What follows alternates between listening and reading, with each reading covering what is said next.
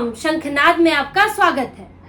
उद्धव ठाकरे ने पवार और कांग्रेस के सामने हथियार डाल दिए हैं। अघाड़ी के इस जाल में फंसे उद्धव ठाकरे छटपटा रहे हैं, बाहर निकलने को तड़प रहे हैं, लेकिन पवार और कांग्रेस ने उनकी ये हालत कर दी है कि वो बस गिड़गिड़ा कर रह गए हैं और अब बैकफुट पर आ गए हैं।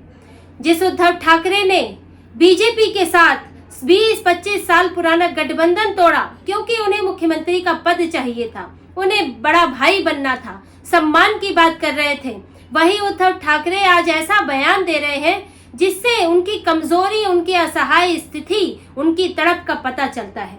उद्धव ठाकरे ने अपने ही कार्यकर्ताओं को, अपने समर्थकों को मूर्ख बनाने के लिए एक बयान दिया है। उन्होंने कहा कि मैंने सीएम पद का सपना न तब देखा था, न अब देखा है, न ही मुझे सत्ता का लालच है, लेकिन मेरे पास जन समर्थन है जब तक मुझे कोई सत्ता से बर्खास्त नहीं कर सकता। उन्होंने बाला साहेब ठाकरे का नाम भी लिया कि बाला साहेब ठाकरे ने कभी सत्ता में हिस्सा नहीं लिया, उन्होंने कोई पद नहीं लिया, लेकिन वो जनता के समर्थन से हमेशा ताकतवर बनते रहे। इसलिए मुझे मुख्यमंत्री के पद का लालच नहीं है, मैंने कभी मुख्यमंत्री बनने का सपना नहीं देखा। अगर आपने कभी मुख्यमंत्री बनने का सपना नहीं देखा तो आपको बीजेपी के साथ क्या समस्या थी? ये विचार, ये आपका बड़ा दिल, ये कहाँ था?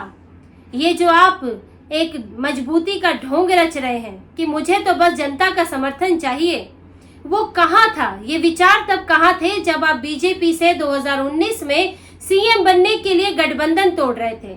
तब क्या समस्या थी आपको? 2019 में चुनाव हुए थे, आपके बेटे आदित्य ठाकरे पहली बार शिवसेना में, पहली बार ठाकरे परिवार से किसी ने चुनाव लड़ा था। उद्धव ठाकरे के लिए बिल्कुल अनुकूल स्थितियां थी, उनके बेटे ने चुनाव लड़ा। तब ये उम्मीद की जा रही थी, इस तरह की चर्चा थी कि आदित्य ठाकरे, अब नई पीढ़ी है, वो कुछ अलग कर रही है, तो अब शिवसेना की राजनीति बदलेगी, नई परंपरा की शुरुआत होगी, क्योंकि बाला साहेब ठाकरे ने भी कभी चुनाव नहीं लड़ा और उनकी परंपरा को आगे चलाते हुए उद्धव ठाकरे ने भी चुनाव नहीं लड़ा था। लेकिन आदित्य ठाकरे कुछ नया कर रहे थे और इसको लेकर बीजेपी से उनकी पहले बातचीत हो चुकी थी, क्योंकि 2014 के चुनाव में बीजेपी अकेली लड़ी थी, सबसे ज्यादा 122 सीटें लेकर आई थी और शिवसेना ने बाद में बाहर से समर्थन दिया था। इसीलिए बाद में भी इनका गठबंधन बना रहा, देवेंद्र फडणवीस मुख्यमंत्री बने रहे। तो ये जो इनकी डील हुई 2019 में कि मुख्यमंत्री तो देवेंद्र फडणवीस रहेंगे, लेकिन उप मुख्यमंत्री के तौर पर आदित्य ठाकरे को बनाया जाएगा, इसलिए आदित्य ठाकरे ने चुनाव लड़ा। उद्धव ठाकरे भी तैयार हो गए और ये उनके लिए एक बेहतरीन मौका भी था, क्योंकि आदित्य ठाकरे अगर उप मुख्यमंत्री बन जाते तो एक प्रशासनिक अनुभव भी मिलता उन्हें, वही शिवसेना का भविष्य भी है। और जैसे कि उद्धव ठाकरे कहते हैं कि फडणवीस ने कहा था कि मैं आदित्य ठाकरे को तैयार करूंगा। तैयार करने का मतलब क्या होता है कि वो सीधे उप मुख्यमंत्री रहते, फडणवीस के अंडर रहते और उनके सहयोग से वो काम सीखते और प्रशासनिक तौर तरीकों को सीखते। लेकिन उद्धव ठाकरे को ये मंजूर नहीं था।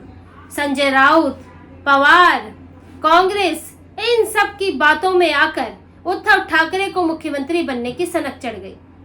कहा तो यही जाता है कि इस सनक के पीछे उनके सलाहकार मंडल का हाथ था। सलाहकार मंडल में सबसे ज्यादा करीब तो संजय राउत, और संजय राउत पवार से, शरद पवार से सेटिंग करके बैठे हैं।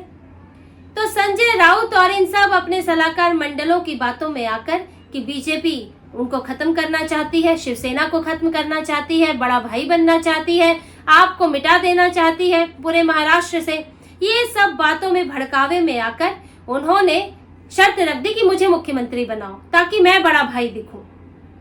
और तब मुख्यमंत्री बनने का ही लालच था, जिसके कारण वो बीजेपी को ये चुनौती दे रहे थे। बीजेपी ने इस शर्त को मानने से, चुनौती को मानने से इनकार कर दिया और कहा कि हम भी अकेले सरकार चला सकते हैं, अकेले चुनाव में जा सकते हैं। पहले भी अकेले आती रही है बीजेपी।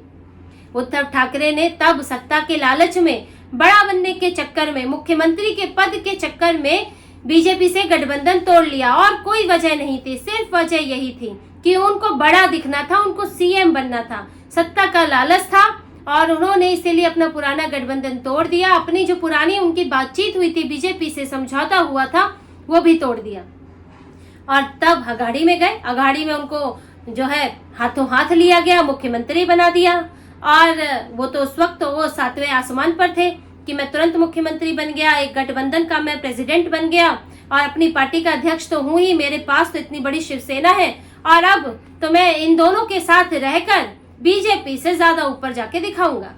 लेकिन कुछ साल बीतने की बात थी और उनकी पार्टी में जो विचारधारा का संघर्ष चला, जो उन्होंने तुष्टीकरण की राजनीति अपनाई, तुष्टीकरण वालों के साथ खड़े रहे, तो उनकी पार्टी के ही टुकड़े हो गए। क्योंकि उद्धव ठाकरे की महत्वाकांक्षाएं अलग हैं, लेकिन जो दूसरे लोग हैं उन्हें तो हिंदुत्व की राजनीति करनी थी, इसीलिए शिवसेना अलग हो गई, उद्धव ठाकरे कमजोर हो गए और उद्धव ठाकरे अब इस स्थिति में आ गए कि वो सीटों के लिए संघर्ष कर रहे हैं, मुंबई की सीटों के लिए संघर्ष कर रहे हैं जो उनका गढ़ है, और यहाँ तक कि सीएम के चेहरे के लिए संघर्ष कर रहे हैं। और पवार और कांग्रेस उन्हें रोज किसी न किसी बहाने नीचा दिखाते हैं, उनकी बेइज्जती करते हैं। कांग्रेस कभी सर्वे ले आती है जिसमें उन्हें 30 सीटें देती है, तो कभी पवार कह देते हैं कि भाई मुख्यमंत्री तो बाद में तय होगा, जो ज्यादा सीटें लाएगा वही बनेगा। उद्धव ठाकरे की बात मानने को तैयार नहीं है और उद्धव ठाकरे को उन्होंने इस स्थिति में ला दिया है कि अब उनकी अपनी उम्मीद लगता है खत्म हो गई है और वो ऐसा बयान दे रहे हैं, वो बैकफुट पर आ रहे हैं कि मुझे तो सपना तब भी नहीं था सीएम बनने का, आज भी नहीं है। तो आप क्यों इससे पहले इस बात पर जोर दे रहे थे कि मुझे सीएम चेहरा बनाया जाए? क्यों संजय राउत से बयान दिलवा रहे थे? क्यों आप खुद बयान दे रहे थे कि सीएम चेहरा होना चाहिए? क्यों दिल्ली आके राहुल गांधी के सामने गिड़गिड़ाए? क्योंकि उद्धव ठाकरे को सीएम तो बनना ही है, वो तो एक अलग बात है, लेकिन बात तो अब इज्जत की हो गई है कि उद्धव ठाकरे अपना मुंह अपने कार्यकर्ताओं को कैसे दिखाएंगे, क्योंकि जिस मकसद से वो छोड़कर आए वो मकसद तो खत्म हो गया है। भाई पवार और कांग्रेस ने उनका इस्तेमाल किया बीजेपी को तोड़ने के लिए, हिंदुओं के वोटों को तोड़ने के लिए उद्धव ठाकरे का इस्तेमाल किया। जब इस्तेमाल पूरा हो गया तो उन्हें अब फेंक दिया, अब उन्हें इतना कमजोर कर दिया कि उद्धव ठाकरे ना तो अब वापसी करने की स्थिति में है, ना वो इस गठबंधन में रह सकते हैं, और अगर उनको न सीटें मिली तो उनके क्या विधायक जीतेंगे, ना ही वो मुख्यमंत्री बनेंगे। वो एक तरह से महाविकास अघाड़ी में कोने में पड़े रह जाएंगे, एक ऐसे नेता के तौर पर जिसकी किसी को जरूरत नहीं है। तो उद्धव ठाकरे असल में ना घर के रहे हैं ना घाट के रहे हैं, वो इस बुरी स्थिति में फंसे हुए हैं। एकमात्र विकल्प तो उनके पास यही है, अगर थोड़ा भी सम्मान चाहते हैं, कि वो बीजेपी का रुख करें, वो वापस अपनी विचारधारा में लौटें। लेकिन अड़चने उसमें भी है कि अब वापसी करना वो भी सम्मान की बात, असम्मान हो जाएगा उनका। और शिंदे वहां पर हैं जो अच्छा परफॉर्मेंस करके बैठे हैं, तो वो उनको दोबारा उद्धव ठाकरे के साथ क्यों शामिल होंगे, क्योंकि असली शिवसेना तो शिंदे की है। तो उद्धव ठाकरे बुरे फंसे हुए हैं।